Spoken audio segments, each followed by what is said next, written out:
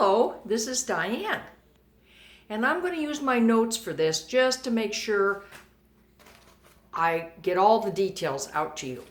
Now, in recent weeks, you have heard the president talk about saving the burbs, saving the suburbs. So why do they need to be saved?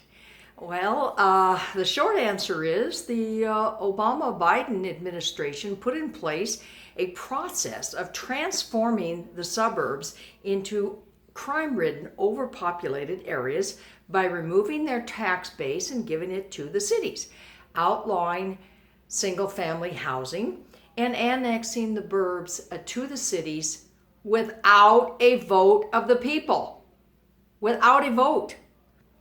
Democrats will accomplish this via a rule, not a law, passed by Congress following public debate. Oh, no, they sneak it in. That rule is called, get this, Affirmatively Furthering Fair Housing, or AFFH for short. There's nothing fair about this. And housing for everybody, except the ruling elite, will deteriorate so much within a generation or two to be unrecognizable by today's standards.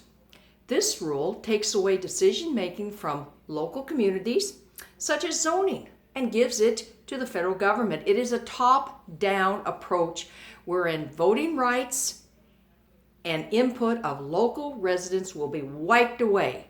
Forget it. Bye-bye. So what does Uncle Joe think about this? He doesn't like this because it's too slow. It's too slow. He wants to destroy the suburbs faster than this plan does. Okay, so he's going to put Senator Cory Booker in charge. He's the New Jersey Democrat. Going to put him in charge, and they're calling it the Booker Plan. Well, Booker, aka Spartacus, came up with the idea of denying federal highway funds to the suburbs unless they submit to a racist relocation process. That would drag certain people into these dying suburbs by giving them tax dollars as incentives and forcing suburbanites into the inner city by making the burbs intolerable. If a suburban area wants to remain autonomous with local control, its own tax base, and voting rights, its residents will be driving on deteriorating streets and roads. Eventually, the roads will disappear and residents will be forced to walk to the nearest public transportation to get anywhere. The Booker Plan also accomplishes something else that the Democrats have been working on for quite some time, getting Americans out of your car, making you more and more dependent on the government.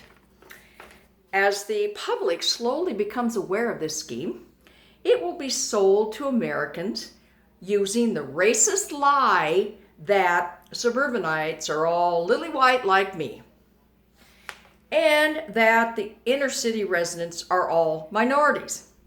It will also be sold with the notion that suburbs are only populated by high-income Americans. Wrong and wrong. 52% of minorities currently live in the suburbs, and their numbers are increasing. For example, according to the 2010 census, 37% of Black Americans lived in the suburbs in 1990. By 2010, it was 51%. That's a 14% increase in 20 years. Currently, 59% of Hispanics live in the burbs. These Americans chose not to live in the city, probably because the schools are worse, the crime is more, not enough room, who knows. It's their choice. And not all suburbs have multi-million-dollar homes occupied by multimillionaires such as Obama, Biden, and the Clintons. The average annual household income in the burbs is $55,000. And the gap between the incomes in the big cities and the suburbs is closing. It's getting smaller and smaller.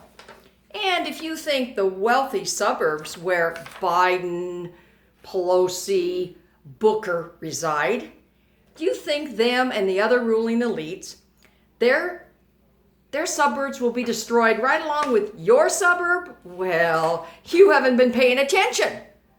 They're superior. They get to make the rules and then you have to live by them. Okay, so if it isn't about fair housing, what is it about? Control. By squeezing us into smaller and smaller areas, we are easier to control. They can keep an eye on us a little better. I guess that's part of what's going on. And of course, they're going to take away our voting rights to decide local issues. We won't have any voting rights. More and more federal control and less Americans, citizen control. This is centralized planning, exactly like China, Cuba, and other communist countries. Nothing new there. Okay, this is an end run around local voting rights, period. Without the right to vote on local issues and without a tax base, Americans will be unable to control where they live and in many ways, how they live. Okay, so you might have noticed I'm kind of gussied up here, aren't I? I look pretty good, I think. Isn't this beautiful? All the matching jewelry here. Okay, I'm headed to the Reagan dinner. This is an annual dinner put on by a local GOP organization. And this year they've got that star, the governor of South Dakota, Kristi Noem. What a catch. And just coincidentally, that's where my husband and I will be moving. We're selling our house in the Portland Burbs shortly, and we're getting out of Dodge. We can't stand it here anymore. And here's example number one, why we've got to leave. 3 days ago, the organizers of this dinner found out that Black Lives Matter and Antifa thugs are going to show up outside and harass and maybe even physically hurt the people that are attending, coming and going, just like they did, a few weeks ago in Washington, D.C. So they were forced to move this event to a secret location. Now, I'm about to leave in about an hour. I just found out they sent emails about 2 hours ago to all the people that hold tickets. It's a completely different address. It's in a different town, actually. And we're all supposed to, keep it quiet in case, one of our BLM buddies finds out about it. Okay, what's happened to America? What has happened to America? Look what the loony liberals have done to us. Look it. You can't even go to a dinner without fearing for your life. Really? Really? Vote in November. Get the liberals out of office. Get them out at the city council level, the county commissioner level, the sewer commission level. Get them out of office now. This is our last hope for America. Trust me, this is it. And vote for Trump. Thank you very much.